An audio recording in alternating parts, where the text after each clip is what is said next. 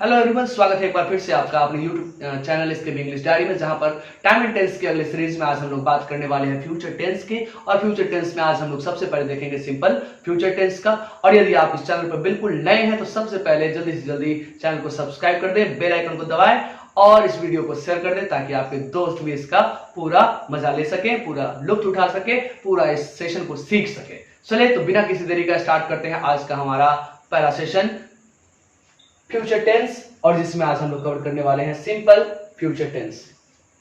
तो सबसे पहले हम बात कर लेते हैं इसके अफर्मेटिव स्ट्रक्चर की। इसके अफर्मेटिव स्ट्रक्चर की बात करते हैं तो अफर्मेटिव स्ट्रक्चर में हम क्या देखते हैं कि सबसे पहला जो हमारा रहता है वो रहता है सब्जेक्ट। सब्जेक्ट के बाद हम लोग हेल्पिंग वर्ब, यहाँ पर नया दो हेल्पिंग वर्ब हम लोग आज इंट्रोड्यूस कर रहे हैं। इससे पहले हमने डू डज को देखा, वाज वर्ब को देखा, ठीक है। उसके बाद हैज हैव को देखा, हैड को देखा, और यहाँ पर हमारा नया हेल्पिंग वर्ब इंट्रोड्यूस हो रहा है सबसे पहली बार। वेलकम करिए शैल और विल का, ठीक है। तो शैल और विल जो है पहली बार हमारा इस सेंटेंस में आया है, टाइम एंड टेंस में पहली बार यूज हो रहा है। तो सब्जेक्ट के साथ यहाँ पर शैल और विल हेल्पिंग वर्ब हमारा रहेगा, और इसके साथ वर्ब का जो यूज होगा वो हमारा वर्ब वन रहेगा, ठीक है। उसके बाद हमारा object rest word if any, यदि कोई होता है तो लिखना है, नहीं होता है तो बिल्कुल कोई बात नहीं है, उसको आप हटा सकते हैं। और उसके बाद लास्ट में हमारा एज यूजुअल फुल स्टॉप रहेगा, ठीक है। उसके बाद यदि इसके नेगेटिव सेंटेंस की बात करें तो नेगेटिव स्ट्रक्चर की बात करते हैं तो सबसे पहले हमारा बिल्कुल उसी तरीके से सब्जेक्ट रहेगा, सब्जेक्ट के बाद हमारा शैल और विल रहेगा, अब उसके बाद हमारा नॉट रहेगा। अब यहाँ पर एक चीज समझने की बात है कि शैल और विल प्लस नॉट भी लिख सकते हैं, या सेंट और उंट भी लिखा जा सकता है। सेंट और उंट भी लिखा जा सकता है, वो आपकी मर्जी के ऊपर है। कॉन्ट्रैक्शन वाला वीडियो देख लीजिएगा, वहां पर मैंने इस चीज को बताया है कि कैसे कॉन्ट्रैक्शन का यूज यहाँ पर करते हैं। दो वर्ड को मिलाकर एक नया वर्ड बनाते हैं, ठीक है। तो शैल और विल को, शैल के साथ नॉट को जोड़ेंगे तो सेंट बनता है, विल के साथ नॉट को जोड़े तो उंट बनता है, ठीक है। अब यहाँ पर शैल प्लस विल प्लस नॉट हमारा हो गया, उसके बाद verb one plus object plus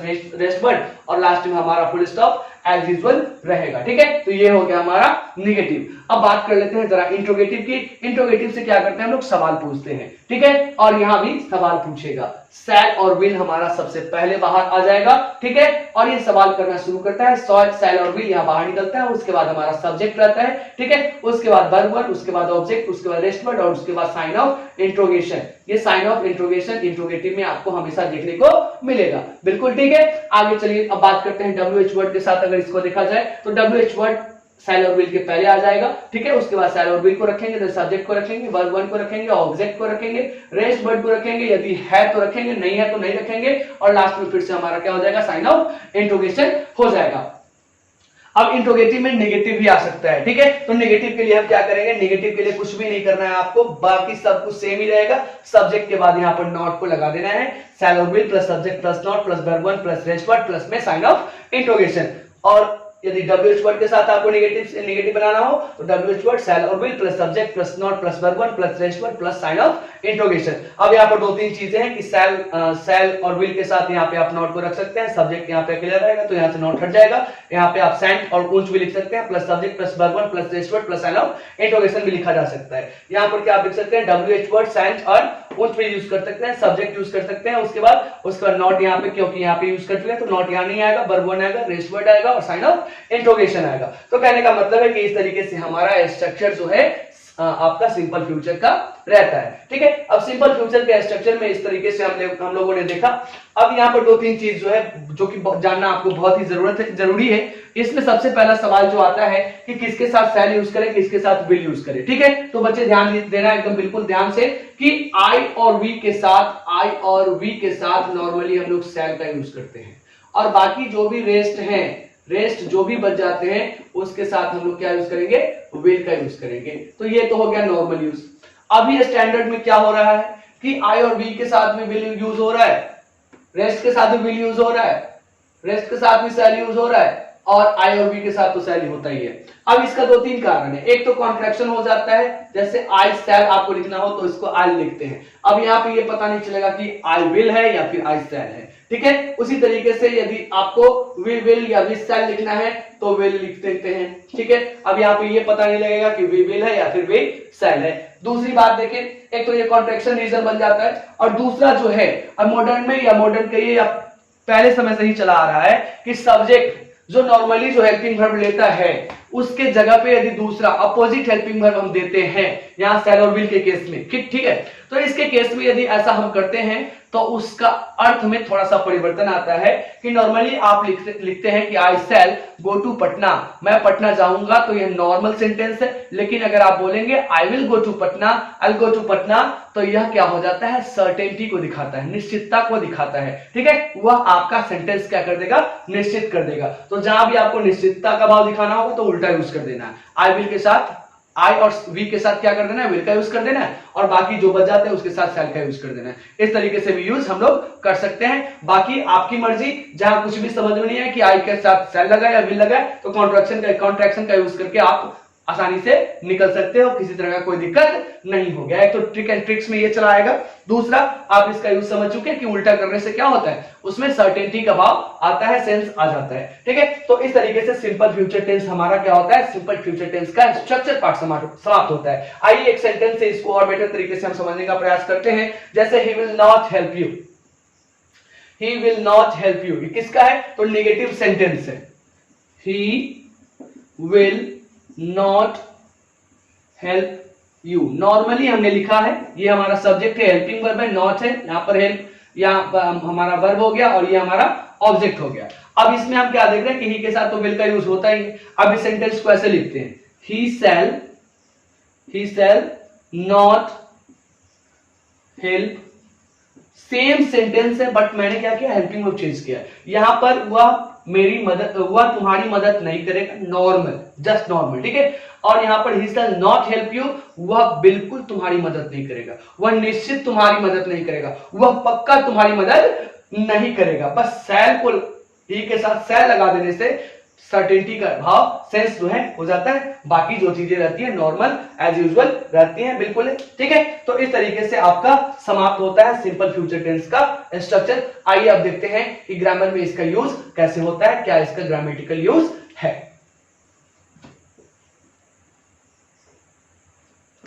आइए इसके यूज की बात करते हैं। तो use of simple future tense, use of simple future tense, इसकी बात जब हम करते हैं तो इसमें ध्यान क्या देना है कि देखिए टाइमलाइन ऐसा है, टाइमलाइन में इधर आपका पास्ट है, इधर आपका पास्ट है, ये हमारा प्रेजेंट है, ये हमारा प्रेजेंट है, और इधर का भाग जो है ये हमारा फ्यूचर है, ठीक है, हमारा भविष्य है, ठीक है। अब इसमें क्या है, यहाँ जो भी चीजें होंगी वह क्या है, एक तरीके से अनुमान है, यहाँ कोई सर्टेन नहीं बता सकता कि ये होना ही होना है, ठीक है। तो यहाँ पे ये जितने भी चीजें होती हैं ये अनुमान है, ठीक है, ये संभावनाएं हैं। तो इसलिए फ्यूचर हमारे लिए ज्यादा इंपॉर्टेंट नहीं है, हमारा फ्यूचर इंपॉर्टेंट है बट यहाँ पे फ्यूचर टेंस हमारे लिए उतना इंपॉर्टेंट नहीं रखता है, क्योंकि संभावना है जो कुछ भी हम पढ़ेंगे वो बिल्कुल चेंज हो सकता है, ठीक है, यह हमारा चेंजेबल है, इस वजह से इसका यूज ज्यादा इंपॉर्टेंस हमारे लिए नहीं रखता है। तो यहाँ पर फ्यूचर की जब हम बात करते हैं तो मानिए कि कोई घटना फ्यूचर में घटित होने वाली है या होगी, है ना, any action which will happen in upcoming time और इन फ्यूचर टाइम, यदि कोई भी एक्शन जो अपकमिंग आने वाले समय में या फ्यूचर टाइम में घटित होगी उसके लिए हम लोग सिंपल फ्यूचर टेंस का यूज करेंगे, बिल्कुल साफ साफ है। अब होगी संभावना है, ठीक है, तो ये हमारा पहला यूज हो जाता है। दूसरे तरीके से यूज, दूसरा इसका यूज जो हमने पढ़ा था सिंपल प्रेजेंट में। सिंपल प्रेजेंट में मैंने आपको बताया था कि कंडीशनल सेंटेंस का जो प्रिंसिपल क्लॉज होता है वह सिंपल फ्यूचर होता है, और दूसरा हमने बताया था कि उसका सबऑर्डिनेट क्लॉज जो होता है वह सिंपल प्रेजेंट होता है। तो अगर आपने वो वीडियो नहीं देखा है तो जल्दी से डिस्क्रिप्शन में उसका लिंक दिया हुआ है, उस वीडियो को वहां जाकर देखिए, यूज ऑफ सिंपल प्रेजेंट को देखिए। यहां पे मैं इसको क्या कर रहा हूं, स्किप कर रहा हूं। ओके, चलिए अब बात कर लेते हैं, ये हमारा सिंपल फ्यूचर, बस दो ही यूज था इसका, दोनों यूज में आपको बता दिया। अब बात हम लोग करेंगे फ्यूचर कंटिन्यूअस टेंस की, ठीक है। आइए बात करते हैं फ्यूचर कंटिन्यूअस टेंस। तो आइए अब देखते हैं सबसे पहले फ्यूचर कंटिन्यूअस टेंस के स्ट्रक्चर्स को, ठीक है। तो सबसे पहले इसके अफर्मेटिव की जब हम बात करते हैं तो सब्जेक्ट, उसके साथ शैल बी, हेल्पिंग वर्ब अभी इंट्रोड्यूस हमारा ऑलरेडी हो चुका है। इसके साथ यहाँ पे दो चीज नया आएगा, बी, और इसके साथ वर्ब जो यूज होगा वर्ब फॉर यूज होगा, ठीक है। एक बी यहाँ पर नया चीज आना शुरू हुआ है, ठीक है। अभी क्या होगा कि फ्यूचर कंटिन्यूअस टेंस में कोई भी चीज जारी रहेगा, होने का संकेत देगा, ठीक है, जो जारी रहेगा, तो उसी के लिए हम लोग यहाँ बी का यूज करते हैं। Then verb four, then object, then rest word, बाकी फुल स्टॉप जो आता है, ठीक है। उसके बाद नेगेटिव है, नेगेटिव में क्या करना है, हेल्पिंग वर्ब के बाद नॉट लगा देना, बाकी सारी चीजें बिल्कुल सेम है। इंट्रोगेटिव में नॉट मैंने एज यूजुअल ऑप्शनल रखा है, बाकी सारी चीजें बिल्कुल पीछे के जैसा ही है। हेल्पिंग वर्ब को मैं बाहर निकाला हूं, ठीक है। उसी तरीके से आपका WH वर्ड वाला भी है। अब बात कर लेते हैं, एक एग्जांपल लेते हैं। He will be playing chess tomorrow morning, वह कल सुबह चेस खेलता रहेगा, वह कल सुबह चेस खेलता रहेगा, संभावना है, ठीक है। अब एक चीज और है जो मैं बात नहीं किया, यहां पर इंपॉर्टेंट जो है कि टाइम, हमने प्रेजेंट का टाइम देखा, पास्ट का टाइम देखा, ठीक है। अभी हमने फ्यूचर का टाइम देखना है।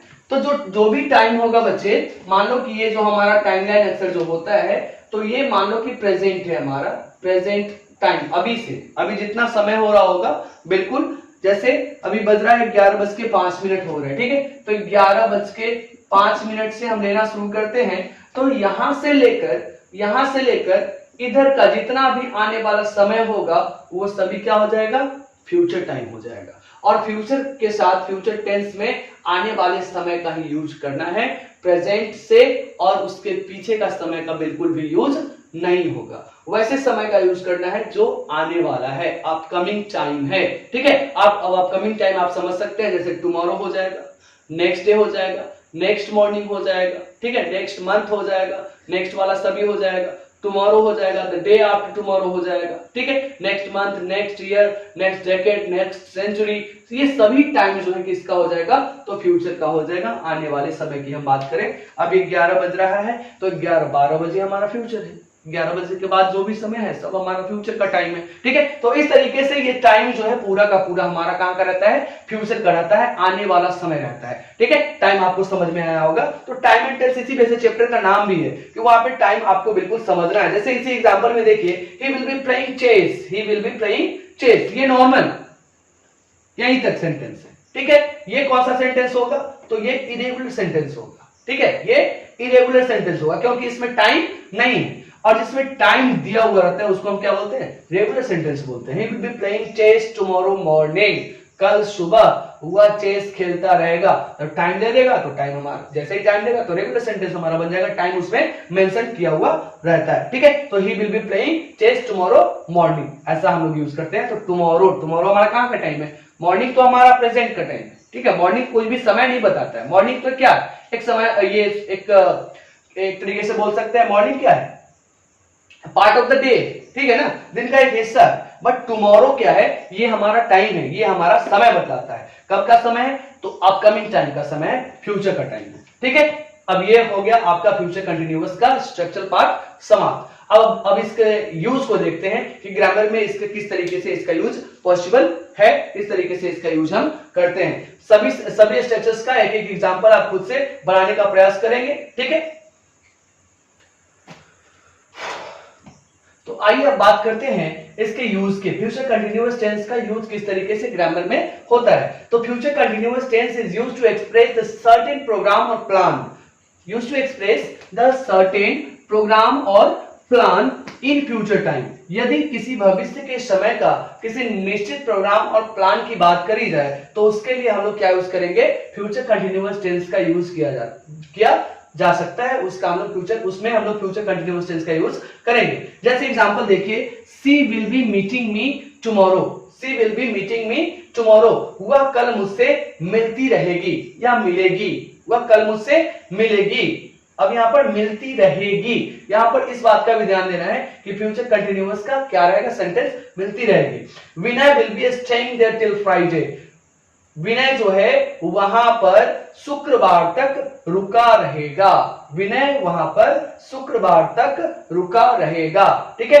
अभी यहाँ पर अभी दोनों क्या है कि फ्यूचर का प्लान है ना, फ्यूचर का प्लान है और निश्चित प्लान है कि सीता वह मुझसे कल मिलेगी, मिलती रहेगी, यह उसका प्लान है। और विनय जो है वहां शुक्रवार तक रुका हुआ रहेगा, यह इसका फिक्स्ड प्लान है। तो future continuous tense is used to express a certain programme और प्लान इन फ्यूचर टाइम। हालांकि आपको यहां से क्वेश्चन किसी तरीके का पूछता नहीं है, बस मैं ऐसे ही आपके नॉलेज के लिए बता दिया हूं।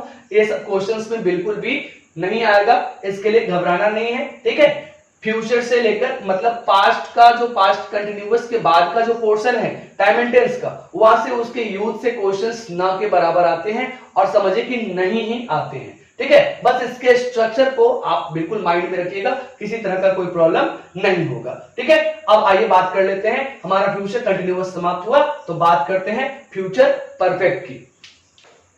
तो आइए बात करते हैं फ्यूचर परफेक्ट टेंस की। तो सबसे पहले इसके स्ट्रक्चर को देखते हैं। तो इसके स्ट्रक्चर में हमने क्या देखा कि सबसे पहले क्या रहेगा, सब्जेक्ट रहेगा। सब्जेक्ट के बाद आपको शैल और विल का यूज करना है, और उसके जस्ट बाद आपको हैव का यूज करना है, देन वर्ब 3 का यूज करना है, ठीक है। हैव का यूज करना है, देन वर्ब 3 का यूज करना है, और उसके बाद ऑब्जेक्ट, और उसके बाद आपका फुल स्टॉप एज यूजुअल जैसे होता है। उसके बाद नेगेटिव की बात करें तो सब्जेक्ट, शैल और विल, यहां पर शैल और विल के बाद हेल्पिंग वर्ब के बाद यहां पे दो हेल्पिंग वर्ब है, हैव भी है और शैल और विल है, बट आपको नॉट का जो यूज करना है शैल और विल के बाद करना है। शैल और विल के बाद हम लोग नॉट का यूज करेंगे, देन हैव का यूज करेंगे, देन वर्ब 3 का यूज करेंगे, देन ऑब्जेक्ट का, और देन फुल स्टॉप का यूज होगा। इंट्रोगेटिव की बात कर लेते हैं। तो इंट्रोगेटिव की जब बात करेंगे तो शैल और विल एज यूजुअल बाहर आ जाएगा, सब्जेक्ट नॉट हमारा ऑप्शन रहेगा, और बाकी चीजें बिल्कुल ऊपर वाला ही सेम है। अब WH वर्ड सबसे पहले कर लेंगे, और उसके बाद यस नो वाला जो है स्ट्रक्चर हमारा कॉपी हो जाता है। शैल will plus subject plus not option रहेगा, हैव रहेगा, वर्ब 3 रहेगा, ऑब्जेक्ट रहेगा, और लास्ट में साइन ऑफ इंट्रोगेशन रहेगा, ठीक है। अब एग्जांपल इसका देखते हैं। एक एग्जांपल हमने लिया कि he will not have finished his work before Monday. He will not have finished his work, he will not have finished his work। अब यहीं तक आपका स्ट्रक्चर है, बाकी जो आ रहा है बिफोर मंडे आपका रेस्ट वर्ड में चला जाएगा, ठीक है। तो यहां पर देखिए he will not have finished, ही हमने सब्जेक्ट रखा, ये हमारा क्या है, ही हमारा सब्जेक्ट है, ये हमारा सब्जेक्ट हो गया, will हमारा हेल्पिंग वर्ब है, ये हमारा हेल्पिंग वर्ब हो गया, ये हमारा नॉट है ना, निगेटिव सेंटेंस के लिए। उसके बाद यहाँ पर हैव हमने यूज किया है, ठीक है, हैव यूज किया है। उसके बाद फिनिश्ड, ये हमारा वर्ब 3 है, ठीक है। और उसके बाद हिज वर्क जो है हमारा क्या है, ऑब्जेक्ट है, और बिफोर मंडे ये हमारा क्या चला जाएगा, ये हमारा टाइम में चला जाएगा, या फिर इसको रेस्ट वर्ड में आप रख सकते हो, ठीक है। तो इस तरीके से हमारा फ्यूचर परफेक्ट टेंस का सेंटेंस बनता है इसके स्ट्रक्चर के अकॉर्डिंग। अब बारी बारी से सारे स्ट्रक्चर से एक एक सेंटेंस आप फॉर्म करने का प्रयास करेंगे, ठीक है। अब इसका हिंदी क्या आएगा, हिंदी आएगा कि वह अपना काम सोमवार से पहले नहीं समाप्त कर चुकेगा। वह अपना काम सोमवार से पहले समाप्त नहीं कर चुकेगा, ठीक है, नहीं कर चुकेगा, ठीक है। अब यहां पर दोनों चीज है, एक तो परफेक्शन की बात हो रही है क्योंकि निगेटिव है, इसमें से निगेशन का भी भाव आ रहा है, ठीक है। तो इसमें इस तरीके से आपका फ्यूचर परफेक्ट टेंस का स्ट्रक्चर काम करता है। अब आइए इसके यूज की बात कर लेते हैं। तो यूज में बच्चे जो इसका यूज हम लोग देखेंगे, तो यूज में कुछ विशेष ज्यादा है नहीं, एक ही चीज इसमें इंपॉर्टेंट है। इंपॉर्टेंट क्या है कि कभी कभी क्या होता है कि जैसे हमने बोलने के दौरान हम बोलते हैं कि तुमने कोई मूवी देखा होगा, ये हमारा क्या है, लाइक्लीहुड है, संभावना। हम किसकी बात कर रहे हैं, संभावना का। जरूरी नहीं है कि आपने देखा ही होगा। तुमने मदर इंडिया देखी होगी, तुमने मदर इंडिया देखी होगी, अब जरूरी नहीं है कि तुमने देखा हो, ठीक है। तुमने सलमान खान को देखा होगा, ठीक है, या तुम सलमान खान से मिले होगे, ठीक है। अब ये सारी चीजें क्या है, इंटेंशन है, संभावनाएं हैं, ठीक है, इन्फेरेंस है, संभावनाएं या फिर इन्फेरेंस बोल सकते हैं, या लाइक्लीहुड बोल सकते हैं। अब ये सारी चीजें हैं, तो इसके लिए इस तरीके का संभावना को दिखाने के लिए हम लोग किसका यूज करेंगे, फ्यूचर परफेक्ट टेंस का यूज करेंगे। इसको कैसे लिखेंगे, तो future perfect tense is it is used to express likelihood or inference. It is used to express likelihood or inference. Likelihood or inference. Likelihood और inference के लिए हम लोग किसका यूज करेंगे, फ्यूचर परफेक्ट टेंस का यूज करेंगे। जैसे एग्जांपल लेते हैं, हाँ, you will have watched you will have watched Mother India. Mother India. You will have watched Mother India. अब यहां पर देखिए, ये क्या है, ये आपके लिए संभावना है कि शायद, यहां पर क्या है, शायद का सेंस आएगा। शायद तुमने मदर इंडिया देखी होगी, शायद तुमने मदर इंडिया देखी होगी। अक्सर मुझसे बच्चे पूछा करते हैं कि सर आप मूवीज वगैरह देखते हैं क्या? अब मूवीज का नाम भी लेते हैं, तो शायद मैंने देखा हो, परहैप्स, है ना। तो इस तरीके का जो परहैप्स वाला जो सेंटेंस है, जो बच्चे मेरे से उम्मीद कर रहे हैं कि शायद सर आपने ये वाला मूवी देखा होगा, या कभी कभी बात करने के दौरान हम बोल देते हैं कि शायद इसे मैंने कहीं देखा है। ठीक है, ठीक है। तो परहैप्स, तो ये उसका देखा है, तो ये प्रेजेंट में जाता है। ठीक है। अगर वही बात दूसरा मुझे कि शायद तुमने इस चीज को देखा होगा, तो वो मुझे कैसे बोलेगा? You will have watched, you will have watched this, है ना, या you will have seen this, इस तरीके से बोलेगा। तो यहां पर क्या है, लाइक्लीहुड और इन्फेरेंस। ठीक है, लाइक्लीहुड और इन्फेरेंस है। ठीक है, संभावना है, परहैप्स का, शायद का सेंस आता है। तो शायद के सेंस को दिखाने के लिए हम क्या यूज करते हैं? फ्यूचर परफेक्ट टेंस का यूज कर सकते हैं। एग्जांपल आपका बिल्कुल साफ साफ दिख रहा है, you will have watched mother India. शायद तुमने मदर इंडिया फिल्म देखी है। ठीक है, या देखा होगा। ठीक है, ऐसा बोल सकते हैं। ठीक है, चलिए अब बात कर लेते हैं, थोड़ा सा पीछे का एक एग्जांपल उठाते हैं कि पास्ट परफेक्ट में हमने पढ़ा था कि पास्ट परफेक्ट में जो प्रीवियस सेक्शन होता है, ठीक है, या जो प्रीवियस सेक्शन होता है उसके साथ हम लोग पास्ट परफेक्ट का यूज करते थे, और जो सबसिक्वेंट एक्शन होता था उसके लिए हम लोग सिंपल पास्ट का यूज करते थे। ठीक है, अभी यहां पर क्या है? ठीक है, यहां पर क्या है कि इस तरीके से इसमें फ्यूचर परफेक्ट टेंस में भी ऐसा यूज हो सकता है। ठीक है, फ्यूचर परफेक्ट में भी ऐसा यूज हो सकता है। दो सेंटेंस को, यदि दो एक्शंस को हम लोग एक साथ रखें, तो उस कंडीशन में if two actions happens in future in which first action gets completed first and then second one happens, then future perfect tense will be used with first one and simple present or simple present for the second। मतलब दो sentence यदि future का बात कर रहे हैं, ठीक है, बात सेंटेंस तो फ्यूचर में ही होगा, बात हम फ्यूचर की ही कर रहे हैं, और दोनों एक साथ होता है जिसमें पहला पहले खत्म होता है, दूसरा बाद में खत्म होता है। तो पहले के लिए हम लोग फ्यूचर परफेक्ट टेंस का यूज करेंगे, और बाद वाले के लिए हम लोग क्या यूज करेंगे? सिंपल प्रेजेंट का यूज करेंगे। जैसे एक एग्जांपल लेते हैं, एक एग्जांपल हमने लिया कि I shall have finished my work before you come. मैं अपना काम समाप्त कर चुका होऊंगा तुम्हारे आने से पहले, या जब तुम आओगे।